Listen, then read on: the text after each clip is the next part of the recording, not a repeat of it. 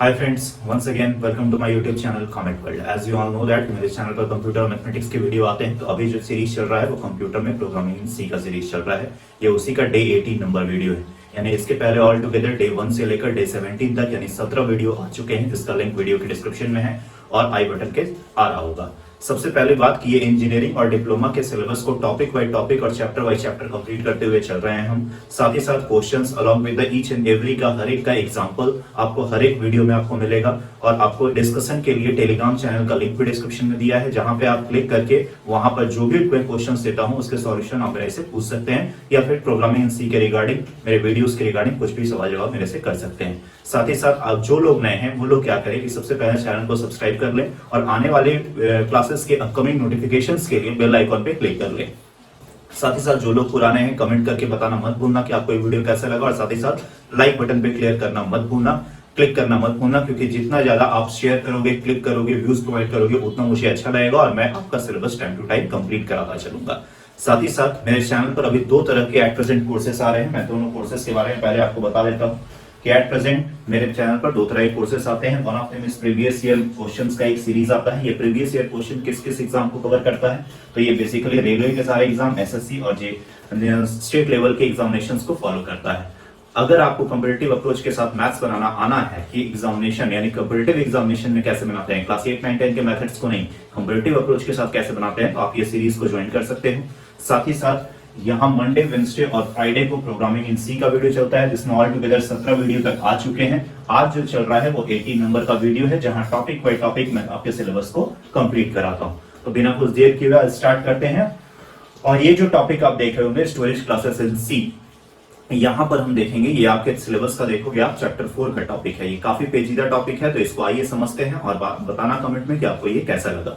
तो storage classes की बात करें तो स्टोरेज क्लासेस होता क्या है, एनसी are used to determine the life time. देखो क्या क्या ये डिटरमाइन करता है। ये सबसे पहला चीज लाइफ टाइम को डिटरमाइन करेगा, दूसरी विजिबिलिटी को डिटरमाइन करेगा, मेमोरी लोकेशन को, और initial value of a variable को। अब बोलोगे सर आपने स्कोप भी बताया था और विजिबिलिटी और स्कोप ऑफ अ वेरिएबल बताया था, तो वहां वो जो चीज था, जो मैंने लाइफ टाइम और स्कोप बताया था, ये क्वाइट सिमिलर आपको मिलता जुलता है, लेकिन इसमें कुछ और भी चीजें हैं और इसको अलग वे से हम समझते हैं। तो सबसे पहले अगर आपसे कोई पूछे what is the storage class in C, तो स्टोरेज क्लास डिटरमाइंस दैट कि अगर आप कोई भी वेरिएबल लेते हो, जैसे मैंने इंट ए लिखा, तो अब ये जो इंट ए लिखा या फिर जो भी इसमें क्लासेस होंगे, वो जब भी मैं कोई वेरिएबल लूंगा तो उसका इनिशियल वैल्यू क्या होगा। जब आप अगर कोई वैल्यू नहीं देते हो, केवल आपने डिक्लेरेशन किया, इनिशियलाइजेशन कर दिया, तो आपने तो वैल्यू डाल दिया। लेकिन अगर आपने इनिशियलाइजेशन नहीं किया, तो जैसे ए लिखा, इंट ए लिखा मेमोरी में, तो कहीं ना कहीं उसके लिए एक ब्लॉक रिजर्व हो गया। तो आखिर इस ब्लॉक में इनिशियल वैल्यू वो बाय डिफॉल्ट क्या देता है, ये चीज हम देखेंगे। दूसरा चीज देखेंगे कि इसका लोकेशन कहां पर है, यानी कहीं ना कहीं तो ये स्टोर होगा, और अगर कहीं ना कहीं स्टोर होगा तो इसका लोकेशन कहां पे है, मेमोरी में किस जगह पे है, मेमोरी में है, सीपीयू रजिस्टर में है, व्हाटएवर। तीसरा चीज देखेंगे इसकी विजिबिलिटी। विजिबिलिटी मतलब क्या कि ये कहां कहां हमको मौजूद रहेगा, कब कब ये दिखेगा हमको। और चौथा हम लोग देखेंगे कि life time. Visibility, memory location देख लिया हमने, इनिशियल वैल्यू देख लिया, और तीसरा हम लोग देख रहे हैं क्या, लाइफ टाइम। लाइफ टाइम क्या बताएगा कि ये किस फंक्शन तक के लिए और कहां पे ये इसका मौजूदगी रहेगी, कहां पे इसका लाइफ रहेगा और कहां पे इसकी मौजूदगी नहीं रहेगी, कहां पे इसका लाइफ नहीं रहेगा।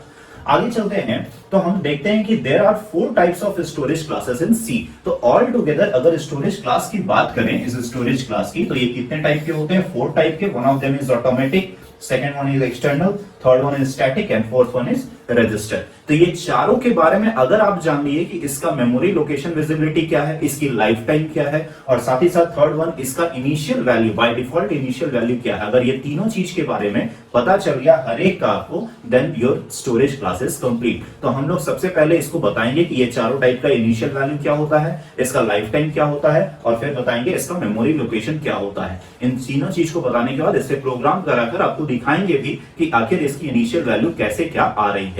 तो बिना कुछ देर के हुए चलते हैं नेक्स्ट स्लाइड पे। और नेक्स्ट स्लाइड पे ये जो डायग्राम मैंने बनाया है, ये जो ब्लॉक है, ये चार्ट है, इसमें आप देखो कि मैंने चारों को लिया है। यानी सबसे पहले किसको लिया है, ऑटोमेटिक को, सेकंड किसको लिया है, रजिस्टर को, थर्ड स्टैटिक को, और ये फोर्थ एक्सटर्नल को। यही 4 स्टोरेज क्लासेस होते हैं आपके सी प्रोग्रामिंग में। अब इसमें क्या क्या चेक करना है, तो सबसे पहला हमको चेक करना है स्टोरेज, कि आखिर इसका स्टोरेज कहां पर है। सेकंड क्या चेक करना है, इसका डिफॉल्ट इनिशियल वैल्यू। थर्ड क्या चेक करना है, इसका लाइफ। और फोर्थ क्या चेक करना है, इसका स्कोप, कि जब उसका लाइफ पता चल जाएगा, जैसा कि मैंने वहां भी बताया था लाइफ टाइम और स्कोप ऑफ अ वेरिएबल में, कि जब उसकी लाइफ पता चल गई तो आपको स्कोप भी पता करना है कि लाइफ तो चलो कि ये कब मौजूद रहेगा, तो थ्रू आउट द प्रोग्राम मौजूद रहेगा, लेकिन थ्रू आउट द प्रोग्राम किस किस ब्लॉक के लिए एक्सेसिबल है या पूरे प्रोग्राम के लिए एक्सेसिबल है, दैट इज कॉल्ड स्कोप। तो ये चीज स्कोप कहलाता है। तो आइए एक एक करके देखते हैं। सबसे पहले अगर ऑटोमेटिक स्टोरेज क्लास का हम यूज करते हैं तो ऑटोमेटिक स्टोरेज क्लास का स्टोरेज लोकेशन क्या होता है, स्टोरेज लोकेशन मेमोरी होता है। तो इसको मैं याद करने का पॉइंट ऑफ व्यू बता रहा हूं कि रजिस्टर को छोड़ करके सबका स्टोरेज क्लास जो होता है वो कहां होता है, मेमोरी में। केवल चूंकि रजिस्टर है तो इससे नाम से ही पता चल रहा है रजिस्टर है, तो ये इसका स्टोरेज क्या होगा, सीपीयू रजिस्टर।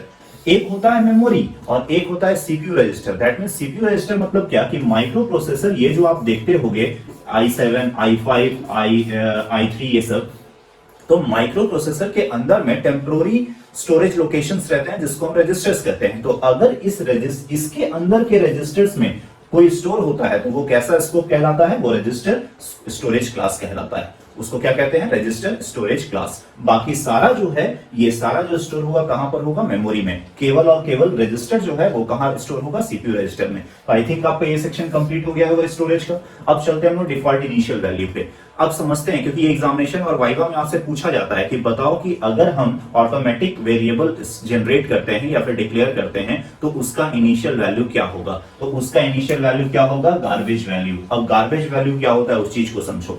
जैसे मान लो कि ये मेमोरी है आपका, और मेमोरी में अलग अलग ब्लॉक्स के फॉर्म में इस तरह से ये सिचुएट रहता है। जैसे आपने ऑटोमेटिक वेरिएबल ऑटोमेटिक इंट ए लिख दिया, तो ए नाम के लिए ये असाइन हो गया।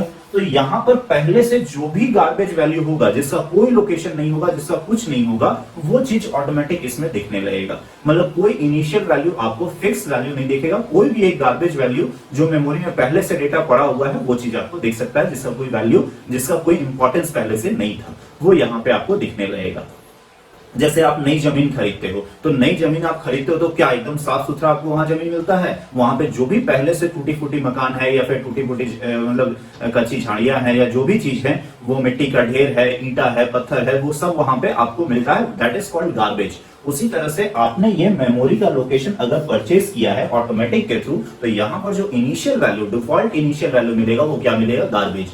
ठीक उसी तरह गार्बेज और किसमें मिलता है, तो गार्बेज मिलता है रजिस्टर स्टोरेज क्लास में। और बाकी दोनों जो है, स्टैटिक और एक्सटर्नल, ये दोनों में आपको डिफॉल्ट इनिशियल वैल्यू क्या मिलेगा, 0। कैसे होता है ये प्रोग्रामिंग के थ्रू मैं बताऊंगा एक एक करके।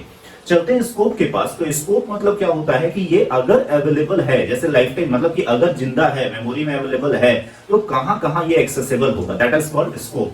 तो ऑटोमेटिक जो होगा, local to the block in which variable is defined. अब ये क्या कहता है कि जिस ब्लॉक के अंदर में, मान लो कि कोई फंक्शन है, कोई ब्लॉक है, उस फंक्शन के अंदर में हमने वेरिएबल को डिफाइन किया है, यानी हमने वहां पे डिक्लेयर किया है, तो केवल वो उसी ब्लॉक के लिए क्या होगा, एक्सेसिबल होगा। That is local to the block, केवल उस ब्लॉक के लिए लोकल रहेगा in which variable is defined, उस जहां पे वो डिफाइंड हुआ है। उसी तरह रजिस्टर का क्या है, local to the block in which variable is defined. जैसे इसका गार्बेज वैल्यू दोनों का था, और उसी तरह से इसका क्या है, स्कोप भी है। लेकिन बात करेंगे स्टैटिक की, तो ये भी वही चीज है, local to the block in which variable is defined. But external जो है, यहाँ पे ये तीनों सेम है, बट ये आपका क्या है, डिफरेंट है। क्यों, क्योंकि एक्सटर्नल नाम से पता चल रहा है बाहर, और ये बाहर का मतलब क्या होगा कि ये किसी ब्लॉक तक या किसी फंक्शन तक सीमित नहीं रहेगा, ये थ्रू आउट प्रोग्राम तक आपका सीमित रहेगा, विच इज कॉल्ड ग्लोबल। अब चलते हैं आगे और नेक्स्ट देखते हैं life. That is the life क्या है इन स्टोरेज क्लासेस का, ये चारों स्टोरेज क्लासेस का। तो सबसे पहले ऑटोमेटिक का लाइफ देखते हैं। तो till the control remain with in the block in which variable is defined. मान लो कोई ये ब्लॉक है यहां से लेकर यहां तक, या फिर कोई फंक्शन है तो जिसमें ये डिफाइंड हुआ है ऑटोमेटिक वेरिएबल, तो इसकी लाइफ केवल इसी ब्लॉक या इसी फंक्शन तक रहेगी, किसकी, ऑटोमेटिक की। रजिस्टर क्या बोलता है, till the control remain with in the block in which variable is defined. फिर से इन दोनों का सेम है, इसका और इसका, ये दोनों का फिर से सेम मिला कि यहां पर क्या है कि जहां जिस ब्लॉक में, जिस फंक्शन में वेरिएबल डिफाइंड होगा, रजिस्टर वेरिएबल, उस रजिस्टर स्टोरेज क्लास, सॉरी इसको कह सकते हो, तो केवल उसी स्टोरेज क्लास में इसका लाइफ रहेगा, उसके बाहर इसका कोई लाइफ नहीं रहेगा। अब आते हैं आगे कि वैल्यू ऑफ द वेरिएबल, यानी स्टैटिक का देख रहे हैं हम लाइफ की, value of the variable contain exist between different function call. अच्छा, ये क्या कहता है कि स्टैटिक से अगर कोई वेरिएबल को आप डिक्लेयर कर रहे हो, तो वहां पर केवल उस फंक्शन या ब्लॉक तक नहीं रहेगा, इस फंक्शन या ब्लॉक को जब जब कहीं भी आप कॉल करोगे थ्रू आउट द प्रोग्राम, मतलब इस ब्लॉक के बाहर से आप अगर एक फंक्शन को कॉल कर रहे हो, तब तक जो है इस वेरिएबल का अस्तित्व बना रहेगा, उसकी जिंदगी बनी रहेगी, उसका लाइफ बना रहेगा। And the last one is external. External जैसा कि पता चल रहा है ये क्या होता है, ग्लोबल होता है। तो till the program execution doesn't come to an end, यानी कि ये तब तक रहेगा जब तक कि इसका क्या ना हो, एंड ना हो प्रोग्राम का, तब तक यानी शुरू से लेकर लास्ट तक इसकी अवेलेबिलिटी यानी इसकी लाइफ बनी रहेगी किसकी, एक्सटर्नल की। तो हमने ये चारों को देख लिया, अब हम स्टार्ट करते हैं एक एक करके सबके बारे में। तो सबसे पहले हम किसको देख रहे हैं, ऑटोमेटिक को। जो मैंने अभी तक आपको बताया है कि ऑटोमेटिक का इनिशियल वैल्यू क्या होता है, उसका मेमोरी लोकेशन, स्टोरेज लोकेशन क्या होता है, उसकी लाइफ टाइम क्या होती है, उसका स्कोप क्या होता है, उसी सब के बारे में लिखा हुआ है। लेकिन ये चीज आप देख लेना कि क्या है क्या नहीं, ये सब पॉइंट आपको सेम चीज मिलेगा, बट एक चीज याद रखना, the keyword used to defining automatic variable is auto.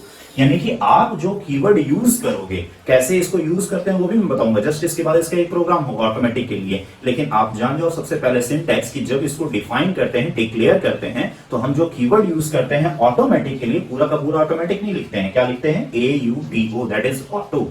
ये ऑटो कीवर्ड आपको लिखना है। Every local variable is automatic in C default. और ये जैसा कि मैंने वहां बताया था, जब मैं विजिबिलिटी और स्कोप बता रहा था ऑफ अ वेरिएबल, तो वहां मैंने बताया था कि 3 तरह के होते हैं। पहला होता है आपका ग्लोबल, दूसरा होता है लोकल, और तीसरा होता है फंक्शन स्कोप। तो जहां मैंने लोकल स्कोप के बारे में बताया था, तो वही कह रहा है कि सारा लोकल स्कोप क्या होता है, ऑटोमेटिक होता है बाय डिफॉल्ट, किसमें, सी प्रोग्रामिंग में। चलिए अब आइए इसके ऊपर प्रोग्राम देखते हैं कि आखिर ऑटोमेटिक का इस्तेमाल हम कैसे करते हैं। तो ये रहा प्रोग्राम आपके सामने। सबसे पहले मैंने क्या किया है, हेडर फाइल लिया है और मेन फंक्शन स्टार्ट करते हुए उसको स्टार्ट किया है और यहाँ एंड किया है। चूंकि इसका रिटर्न टाइप क्या है, इंटीजर है, इसलिए मैंने यहाँ क्या लिया है, रिटर्न 0 लिया है। तो इतना तो सबको समझ में आ रहा होगा, अब तक आपको रट चुका होगा अगर आप मेरा डे 1 से डे 17 तक वीडियो देखते आए होंगे। अगर डायरेक्ट पहुंचे होंगे आज की वीडियो में तो थोड़ी सी प्रॉब्लम होगी कि ये सब क्या है। इसलिए मैं कहता हूं कि पूरी सीरीज को कंप्लीट करो, जिसका लिंक डिस्क्रिप्शन में है या फिर आई बटन में देखना आप आ रहा होगा। अब मैंने क्या किया है, देखो यहां पर एक लिया है इंट a, चूंकि ये देखो फंक्शन के अंदर में यानी किसी ब्लॉक के अंदर में है, और अभी वहां बोला था कि बाय डिफॉल्ट सारा लोकल वेरिएबल क्या होता है, ऑटोमेटिक होता है। तो अभी इसको हम चेक करेंगे, देखना इंट a हमने यूज किया और ये क्या हो गया, ऑटो हो गया। क्योंकि यहाँ पॉइंट देखो, इस पॉइंट पे ध्यान देना, ये वाला पॉइंट कि every local variable is automatic in C by default, यानी सारा लोकल वेरिएबल क्या होता है, ऑटोमेटिक होता है इन सी बाय डिफॉल्ट।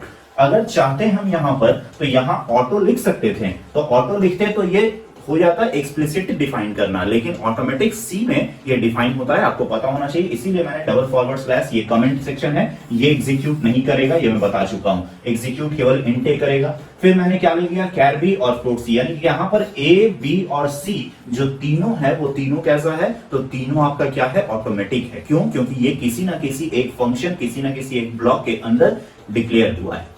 अब मैंने क्या किया है कि प्रिंटफ किया है, देखो चूंकि ये इंटीजर है इसीलिए इसका रेफरेंस जाएगा इसके अंदर, ये %d है। चूंकि b जो है वो कैरेक्टर है तो कैरेक्टर का रेफरेंस जाएगा b में %c के थ्रू, और चूंकि फ्लोट है c और फ्लोट के लिए %f जाएगा, यानी इसका रेफरेंस जाएगा c में। तो कैसे कैसे सीक्वेंस गया है, इंटीजर के लिए, कैरेक्टर के लिए और फ्लोट के लिए। अब ये क्या करेगा, ये वाला लाइन करेगा क्या, ये मैंने ग्रीन कलर से कमेंट दिया है कि printing initial default value of N automatic variable ABC। अब मैंने चूंकि इसका कोई वैल्यू तो असाइन नहीं किया कि A में इनिशियलाइज किसी के साथ किया हो, B को इनिशियलाइज किया हो, C को इनिशियलाइज, तो ये क्या करेगा, रिटर्न 0 पे ये क्लोज हो गया। तो आउटपुट में देखना, पहला गार्बेज वैल्यू देगा, फिर दूसरा गार्बेज वैल्यू देगा और तीसरा गार्बेज वैल्यू देगा, यानी इंटीजर के लिए भी गार्बेज, कैरेक्टर के लिए भी गार्बेज और फ्लोट के लिए भी, ये तीनों क्या देगा, garbage value. Garbage value GARBAG लिखा हुआ नहीं आएगा, ये बेसिकली क्या लिखा हुआ है, कोई नंबर रहेगा, कोई कैरेक्टर रहेगा, कोई फ्लोट रहेगा, आप चेक कर लेना, आप ये रन कराना और देखना कि आउटपुट क्या आ रहा है। तो कोई एक फिक्स वैल्यू नहीं, जितने बार रन कराओगे कुछ ना कुछ गार्बेज वैल्यू ये देता रहेगा। तो that's all about the automatic. Automatic C में बाय डिफॉल्ट कैसे होता है, लोकल वेरिएबल क्या होता है, ये लास्ट क्लास में मैंने बताया था, आज बता दिया ऑटोमेटिक के बारे में। इन सब से मिलाकर के वाइवा क्वेश्चन बनते हैं। चलते हैं आगे दूसरे के पास, और दूसरा कौन सा है, स्टैटिक। यानी अब हम लोग देख रहे हैं स्टैटिक, क्योंकि 4 स्टोरेज क्लास मैंने बताया था, ऑटोमेटिक, स्टैटिक और आपका external and thereafter register. तो अभी मैं किसको चल रहा हूं, स्टैटिक को चल रहा हूं। स्टैटिक में सबसे पहले जान जाओ कि this variable, the variable defined as static specifier can hold their value between the multiple function call. अभी मैंने बताया था कि मान लो किसी फंक्शन के अंदर में अगर स्टैटिक वेरिएबल डिफाइन हो रहा है, लेकिन जब जब इस फंक्शन को कॉल करेंगे तब तक इसकी वैल्यू बनी रहेगी। यही इसकी लाइफ टाइम थी, तो वही चीज को यहाँ वर्ड में लिखा हुआ है। दूसरा चीज क्या कहता है, static local variable are visible only the function और the block in which they are defined. Visible केवल वही होगा, लेकिन लाइफ उसकी तब तक रहेगी। देखो यहाँ दो चीज में अंतर है, यहाँ ये क्या है विजिबल, और यहाँ ये किसके बारे में बता रहा है, लाइफ के बारे में। ये किसके बारे में बता रहा है, विजिबिलिटी के बारे में। जैसे कि मैंने यहाँ बता चुका है, ध्यान देना आप इस वाले स्लाइड में कि वो लाइफ था और ये क्या है, विजिबिलिटी है। तो ये दोनों चीज हुए हैं, दोनों को ध्यान देना कि कहां कहां वो अवेलेबल रहेगा। तीसरा चलता है, a same static variable can be declared many times but can be assigned at only one time। अब वो कहता है कि अगर आप किसी एक ही वेरिएबल को, कैसा वेरिएबल, स्टैटिक वेरिएबल को डिक्लेयर बहुत बार कर सकते हो, लेकिन इनिशियलाइज केवल और केवल एक ही बार कर सकते हो। जितनी बार चाहो उतनी बार डिक्लेयर करो, लेकिन इनिशियलाइज एक बार करो। हालांकि ये कोई मतलब नहीं बनता है कि बहुत बार डिक्लेयर करें, ये देखेंगे हम लोग प्रोग्राम में। अब क्या कहता है, default initial value of the static integral value is 0, और इसका डिफॉल्ट क्या होता है, 0। अदरवाइज अगर 0 नहीं है तो क्या होगा, नल होगा, यानी ब्लैंक होगा, यानी ये कोई गार्बेज वैल्यू नहीं देता है ऑटोमेटिक की तरह। और लास्ट वन क्या कहता है, the visibility of the static global variable limited to the file in which they has declared. तो ये हम लोग पढ़ ही चुके हैं। आइए इसके ऊपर प्रोग्राम देखते हैं। तो प्रोग्राम देखो, यहाँ पे मैंने क्या किया है, स्टैटिक का यूज किया है। तो स्टैटिक को यूज करने के लिए पहले मैंने क्या किया, एक नॉर्मल आपका हेडर फाइल यहाँ लिया और एक मेन फंक्शन स्टार्ट किया। मेन यहाँ से शुरू हुआ और यहाँ पर खत्म हो गया, ये वाले लाइन तक खत्म हो गया। ये मैंने क्या किया है, ध्यान से देखना इस प्रोग्राम को, इंट आई, यानी सबसे पहले आई लिया है।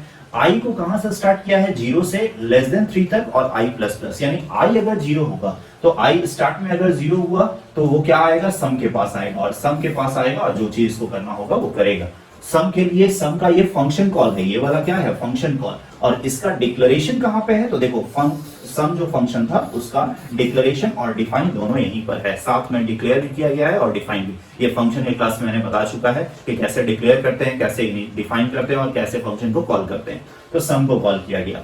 अब सम कॉल करेगा तो सम में क्या होगा, सम के पास आएगा। सम में मैंने दो वेरिएबल लिया है, ए और बी नाम का। ये ए और बी वेरिएबल दोनों कैसा है, स्टैटिक, इसलिए मैंने किस कीवर्ड के साथ लिखा है। अभी तक अगर इंट ए लिखता तो ये कैसा हो जाता, ऑटोमेटिक, क्योंकि मैंने बताया था बाय डिफॉल्ट ऑटोमेटिक होता है। लेकिन अगर मैंने स्टैटिक कीवर्ड का यूज कर दिया है, इस स्टैटिक कीवर्ड का यूज किया है, विच मींस कि अब ये ए और बी कैसा हो गया है, स्टैटिक वेरिएबल हो गया। और इसमें मैंने वैल्यू डाल दिया 10 और 20। अब क्या कर रहा हूं, मैं प्रिंट कर रहा हूं %d, चूंकि दोनों इंटीजर वैल्यू है। देखो इंट था तो %d, पहला वाला रेफरेंस है ए का, दूसरा वाला रेफरेंस है बी का, तो ए और बी का वैल्यू प्रिंट होगा। तो देखो ए और बी का वैल्यू क्या हो गया है, 10 और 24, और फिर a plus plus B plus plus, यानी अब ए और बी का वैल्यू क्या हो गया है, तो ए और बी का वैल्यू हो गया है व्हाट, तो ए और बी का वैल्यू हो गया है आपका मतलब 10 से 11 और 24 से 25। तो अब देखते हैं कैसे। अब यहाँ पे फिर जाएगा और i प्लस प्लस करेगा। i का वैल्यू क्या हुआ, 1 जो है 3 से छोटा है, यस। फिर सम कॉल होगा और इस बार सम का वैल्यू क्या हो चुका है, 11 और 25, यानी एक एक बढ़ चुका है। तो सेकंड लाइन में देखो क्या प्रिंट किया, 11 25। फिर सीक्वेंस आगे बढ़ेगा, फिर जाएगा i प्लस प्लस होगा, इस बार i का वैल्यू क्या हुआ 2 पे फिर कॉल करेगा सम को, और इस बार क्या है वैल्यू, एक एक बढ़ गया, यानी 12 और 26। फिर आगे जाएगा, इस बार 13 26 हो गया, लेकिन जब यहाँ पे आएगा i प्लस प्लस तो 3 हो गया, और 3 से लेस देन 3 ये वाला कंडीशन क्या हुआ, फॉल्स हो गया। तो डायरेक्ट कहाँ आ जाएगा, आउट ऑफ द प्रोग्राम। तो ये सीक्वेंस को देखना और बताना आपको समझ में आया कि नहीं, कि स्टैटिक का मतलब क्या होता है। और देखो कि बार बार जब जब हम सम को कॉल कर रहे थे इसके वैल्यू को ये दिखा रहा था, that is the life time, that is the scope, कि जब जब हम इसको कॉल करेंगे तब तक ये वैल्यू को कंटेन करेगा, भले ही ये क्या है, किसी ब्लॉक के अंदर डिफाइंड है, लेकिन चूंकि ये क्या है, स्टैटिक है, इसलिए ये इसकी विजिबिलिटी बनी हुई थी। चलते हैं आगे और नेक्स्ट देखते हैं किसके पास, रजिस्टर के पास। जैसा कि हमने जाना था उस ब्लॉक, वो जो चार्ट मैंने दिखाया था कि रजिस्टर का जो विजिबिलिटी ऑफ मेमोरी लोकेशन होता है, यानी मेमोरी लोकेशन इसका बात करें तो कहां होता है, सीपीयू रजिस्टर में। ये मेमोरी में स्टोर नहीं होता है। ये जो मैंने बताया था कि ये सीपीयू अगर है तो सीपीयू के अंदर में जो रजिस्टर होते हैं ये वहां पे जाके स्टोर होगा।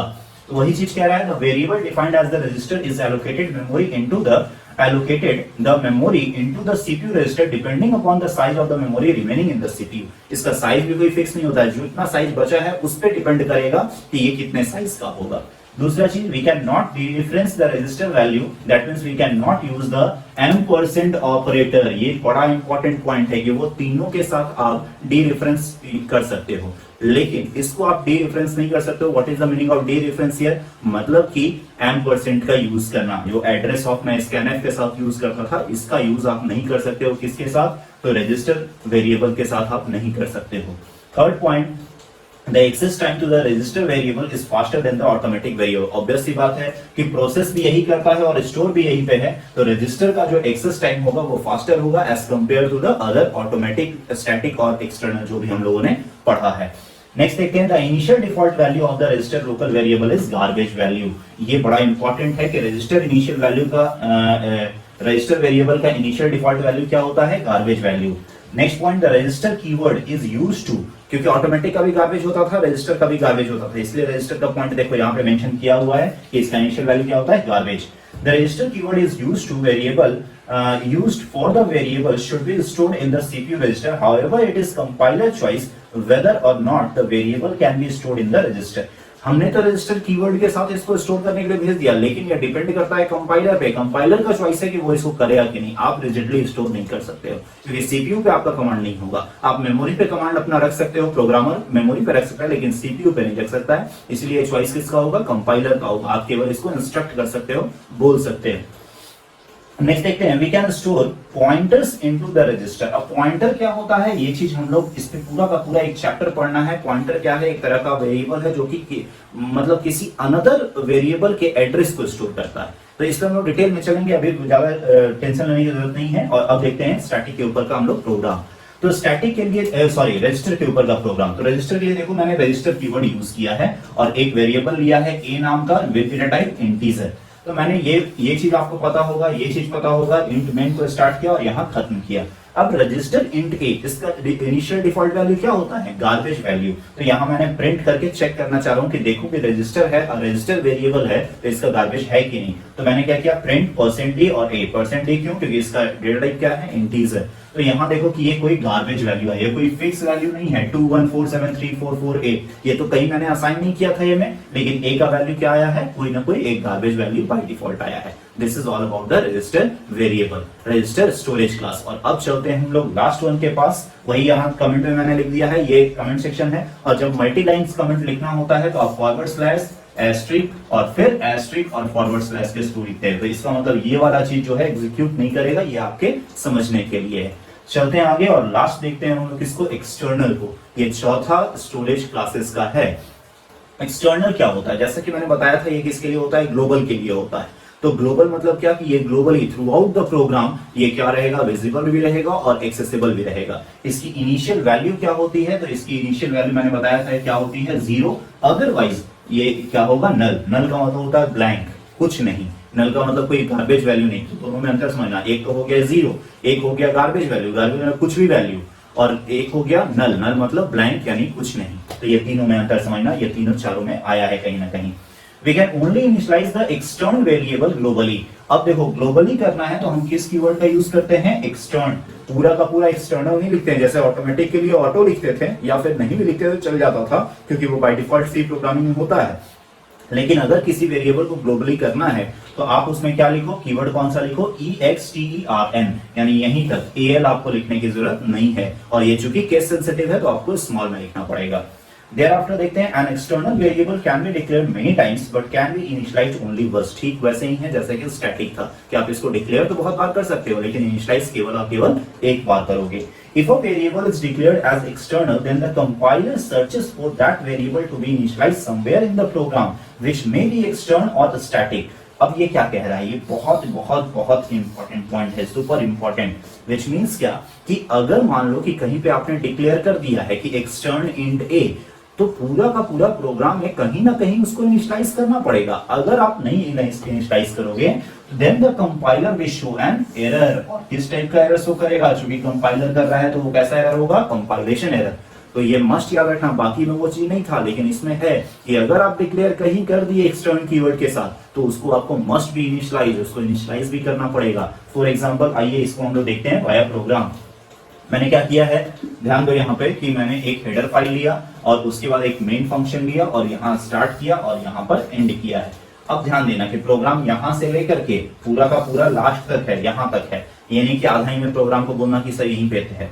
अब ध्यान दो कि मैंने एक्सटर्न कीवर्ड के साथ यहाँ पे क्या किया, एक ए नाम का वेरिएबल लिया with the data type what, integer. अब ये ए जो है ये कैसा हो गया, ग्लोबली हो गया डिक्लेयर, यानी ग्लोबली डिक्लेयर हो गया, यानी थ्रू आउट द प्रोग्राम कहीं भी एक्सेस किया जा सकता है, थ्रू आउट द प्रोग्राम ये दिखेगा, ये सारा चीज। लेकिन इसका इनिशियल वैल्यू क्या है, तो इसका इनिशियल वैल्यू आपको कहीं ना कहीं, चूंकि मैंने बताया कि अगर इतना करके printf %a देते हैं और क्लोज कर देते हैं तो ये कंपाइलेशन एरर दे देता। इसीलिए मैंने यहाँ क्लोज करने के बाद int a = 20, क्योंकि अगर एक्सटर्न कीवर्ड कहीं ना कहीं अगर डिक्लेयर हुआ है तो उसको इनिशियलाइज होना भी मस्ट है। अगर ये लाइन आप क्या करना कि यहां से लेकर यहां तक प्रोग्राम को लिखना और ये लाइन को अभी थोड़ी देर के लिए हटा देना और उसके बाद रन करा के देखना कंपाइलेशन एरर आएगा, और फिर क्या करना, ये प्रोग्राम में ये लाइन को आप क्या करना, ऐड कर देना। जैसे आप ऐड करोगे आउटपुट आपको क्या दिख जाएगा, 20।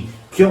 क्योंकि मैंने बताया कि अगर एक्सटर्न कीवर्ड के साथ आप कहीं डिक्लेयर कर दिए हो that must be initialised anywhere in the program, otherwise it will give a compilation error. तो आज का पूरा ये स्टोरेज क्लास आपका कंप्लीट हुआ। कमेंट सेक्शन में आप बताना कि आपको ये कैसा लगा, लाइक बटन पे क्लिक करना और साथ ही साथ इस वीडियो को ज्यादा से ज्यादा शेयर करना ताकि टाइम पे मैं आपका सिलेबस कंप्लीट करा सकूं। और जो लोग अभी टेलीग्राम चैनल से लिंक नहीं हुए हैं, डिस्क्रिप्शन में लिंक है, पहले वहां कनेक्ट हो जाए और मेरे से डिस्कशन करें किसके ऊपर, जो भी क्वेश्चंस या प्रोग्रामिंग सी के डाउट होगा आपका उसके लिए। That's it for today, thank you everybody.